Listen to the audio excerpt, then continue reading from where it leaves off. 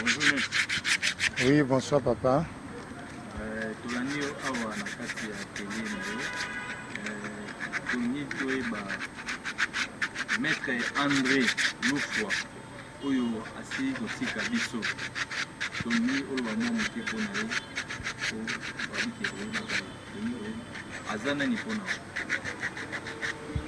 Merci. Maître Lufwa, d'abord c'est un grand baobab. Premier diplômé académique, artiste penza ya liboso oyo azwa diplôme na Académie des Beaux-Arts. Parfois batebele bayebaka te. C'est un papa oyo a encadré pe batebele.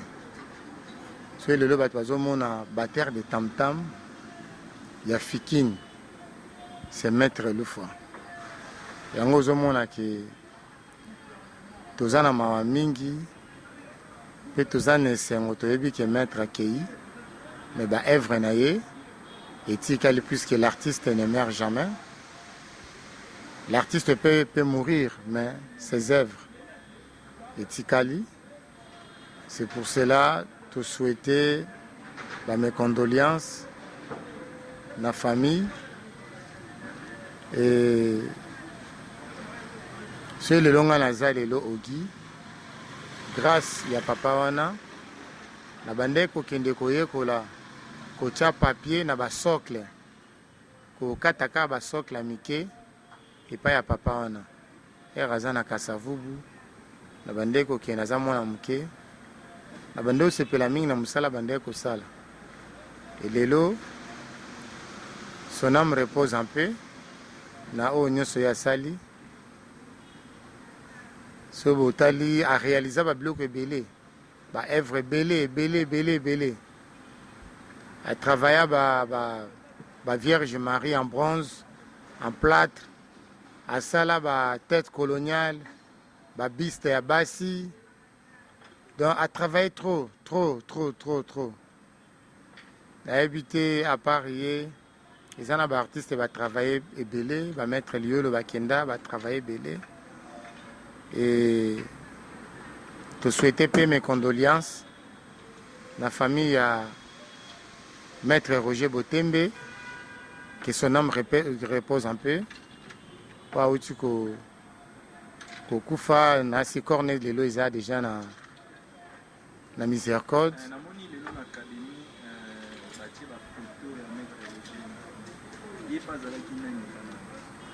Bon, Maître Roger Azananu, premièrement, c'est un artiste peintre.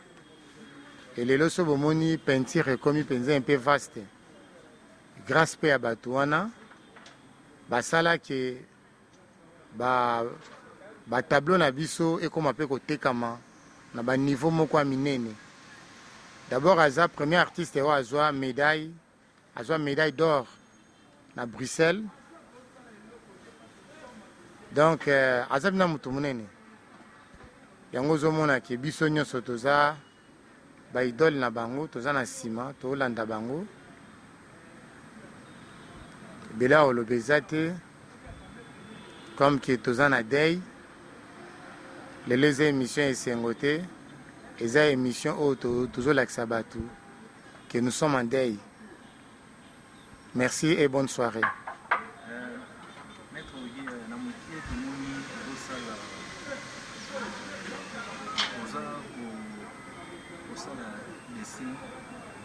Il y a genre il y a Tintin et tant qu'il y a créateur il y a Tintin na kati ya RDC oyo ozosala oyo expliquer susu bato ko batalaki mingi na Londres po babengaki makasi oyo expliquer bango susu mpona et tant qu'il y a créateur il y a Tintin na RDC oza premier. Bon oyo naza na Castafiore oyo naza na Tintin colonial. Fin mission au Bomona donc ils ont une composition donc musala pelana esilité ce musala esilinde Bomona ba réalité ils ont réalisation non pour battre mon andeni to sala musala après kosili sa musala to sala to zana to continue niveau ya ponçage après ponçage nde toya okota na niveau ya bacouleur tokoti su na niveau ya basocle po toprésente pièce na biso na baexposition na sisi naloba déjà makambo ebele mais oyo eza émission oyo etalaki mpona présente kaka bamecondoléance na nga na famille ya papa na biso Lufwa, artiste oyo aza artiste congolais, artiste sculpteur congolais, que son nom repose en paix.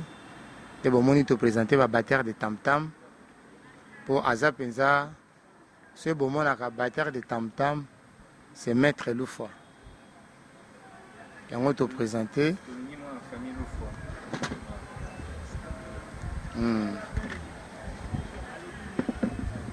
te souhaiter penza mes condoléances, te présenter pièce Oyo comme idole. Il y a maître Nabiso Lufwa po akufi po aza lelo na bomo ete me ba œuvre na ye etikali nasi yango bomoni créateur ya batteur de tam-tam c'est maître Lufwa, André Lufwa Oyo aza lelo na morgue. Tozozela gouvernement na biso et mi se préparer pour na enterrement na ye. Merci.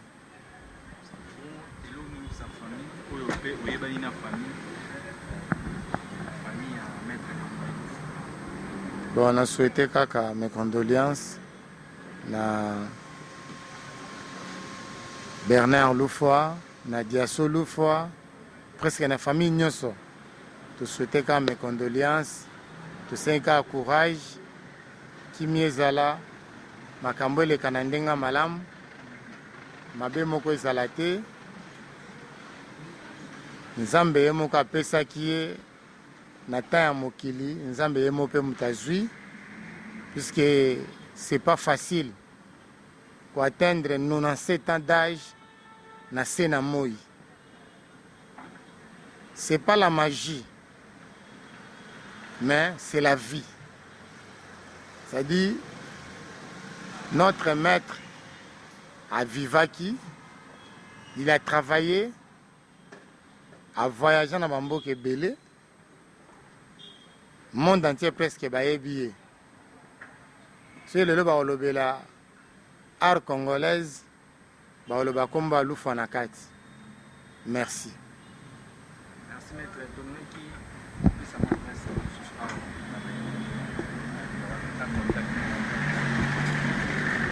Merci. Awa tozana atelier chemin des arts. Eza na commune Ngaliema précisément. Tozana avenue Colonel Mujiba. En face il y a Itex Africa. Sur tunnel il y a Chobez. Tu vas dès que commune ambassade de France. Au Poussani Mouke Itex Africa, au Talikara en face il y a Itex Africa, au Mona Chobez. Ça il y a Chobez et Zawana. Au Télémi Liboso, au Mona Tinel. Au côté na Tinel Wana, au Mona Place Toza, et ça penza Galerie Mobimba. Il y a ba œuvre, atelier, toujours encadré, ba jeunes. Ce que vous avez attendu, si vous avez besoin d'apprendre Moussala, vous avez tambola pambate, vous avez une facilité pour apprendre Moussala. Donc, nous sommes allés, tous presque un commentaire à l'obate, mais une seule commentaire est la visibilité. Vous avez besoin, boya botala, na classe nyos, na kunyos ya vie, o mutako koya. Merci.